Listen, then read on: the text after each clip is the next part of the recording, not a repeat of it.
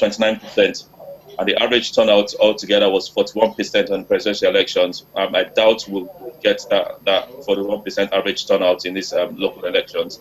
But again, I think from the presidential elections and the Guber elections, it's clear that we need to move on from here. We need to move on to electronic voting. There's a lot of this current voting process is too laborious, and it's vulnerable to lots of manipulations by the politicians. We need to move on to electronic voting from 2019. I think it's imperative we do that, because even the INEC, sorry, not the NYC corpers that are sent out to the field have been exposed to so much violence and so much risk, and this is really not it's not ideal. If they're NYC members, they shouldn't be exposed to so much risk. So we should be going to end electronic voting looking at 2019. But all in all, it's logistic-wise it's better, but violence is not really great.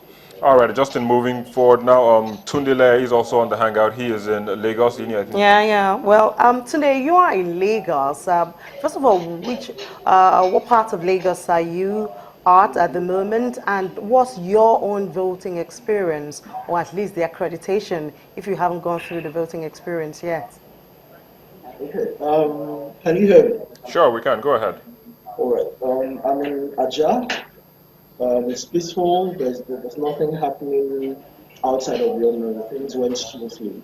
Like Cairo said, the INEC guys seem to have gotten a better hang of how the card readers work, and because of that, things moved a lot smoother, and people got their accreditation done faster than it happened last week. Also, people know things like to wash their hands before they come. People know things like there might be a film, because the card readers are not being used for the first time. So the issue of having a film over the fingerprint was not really a core this time. All of those things have made them work well. However, I have a couple of thoughts. I don't know if it's right to share them, dive into them immediately. First thing is this. I think that INEC made a fundamental error with these elections. It might come back to haunt them, it might not come back to haunt them. The key thing is this. With the presidential elections, INEC set up some baselines that limited the ability of people that wanted to manipulate the results from being able to do that. So we all knew the number of registered voters, we all knew the number of PVCs that were distributed on a state-by-state basis. We all knew the number of accredited voters eventually, and then so it was very easy to do that. Now they haven't done that for the state-level elections, and it just shows the degree of importance that is placed on these particular elections, starting from INEC down to those of us that didn't go out to vote. So it's not just the case of the people showing apathy towards voting. There is a lot of that. So we won't get more than, say, 25% turnout this time. But there's also a case of the degree of importance that INEC has attached to this voting, this particular governorship elections, the degree of preparedness, the degree of engagement that has gone out from INEC. And that directly impacted the voter turnout. Okay, but today, are you saying that, I mean, the preparedness for the presidential should have been different from that of the governorship? Because, I mean, it was all done at once. This is what I'm saying. So I'm saying that when we wanted to do governorship elections, we knew the constituent units of that will make up the final results for the presidential elections, the states. And we knew how many PVCs and all of that were accredited voters and all of that were done in each state. So that by the time the results were being announced, we could carry our calculators, follow INEC and say, okay, you've announced Abia, you've announced this is where we are. Oh, this result is good, this result is not good, because we think that the number of accredited voters, the number of people that voted, more than the number of accredited voters or PVCs distributed. We could do that for the constituent units. And so it was difficult for people to manipulate the elections. For the state level elections, what INEC needed to have done was to have publicized the PVC distribution per local government so that we know how many PVCs are distributed. For example, in Lagos that I am in Alimosho, in Shomolu, in Ekpe, and we know it before the election day. So that when the accreditation numbers are coming, we look at the statistics, we look at voter turnout. If the voter turnout in a certain place spikes without explanation, then we can begin to flag it. All right. That's what I'm saying. Okay, but sorry, you can't, I mean, I don't seem to see attributing this to the low turnout, because we've had a lot of comments and a lot of people have observed that there's low turnout for this election. That was an indication of the degree of engagement that I put out towards these gubernatorial elections.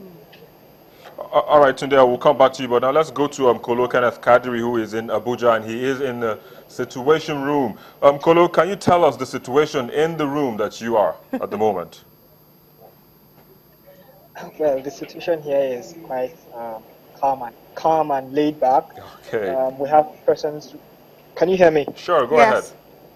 Great. We have persons monitoring what's going on around the country via text messaging, via WhatsApp, and then again we're sourcing via Twitter and other social media platforms. Everyone seemed to have turned out. The rains have turned out in places like Benue and Delta.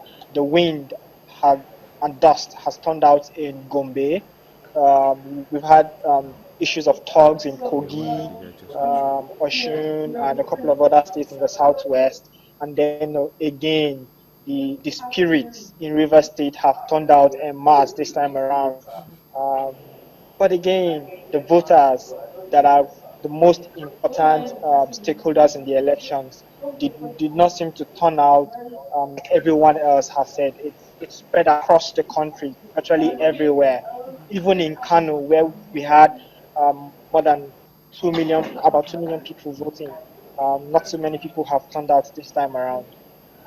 All right, well, let's just go to London and talk to Cairo. Cairo, I mean, I'm sure you are very active on the social media. You've been seeing comments, you've been seeing actions and reactions and stories and, you know, H's and all that. What's your take about this election, at least compared to the presidential election?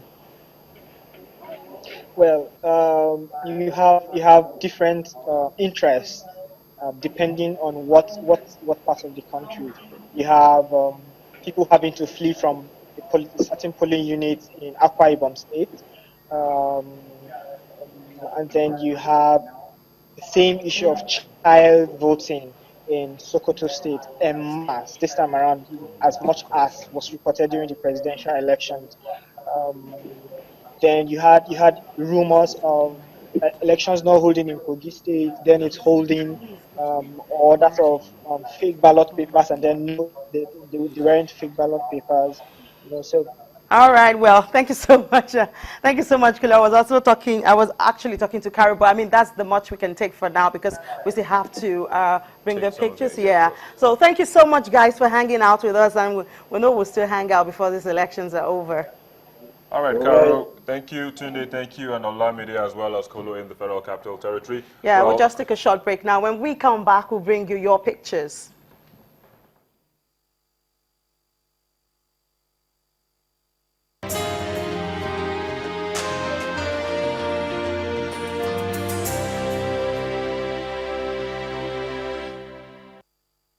Time of the program where we look at the pictures that you sent in from your locations, of course, for us to share them with others who are not in your own location. So first, we're going to start with this one. It's from Akowonjo in Lagos, and our eyewitness reporter is telling us that accreditation has actually started. Yeah. A proof of accreditation there. The next one is still accreditation, but this time it's a picture of the activities in Niger State. And the next one is from Aro Northeast in Delta State, and also still stays with accreditation. Yeah, well, the next one is a touching picture of an elderly woman in Ekpaovie in Delta State, also participating in the elections.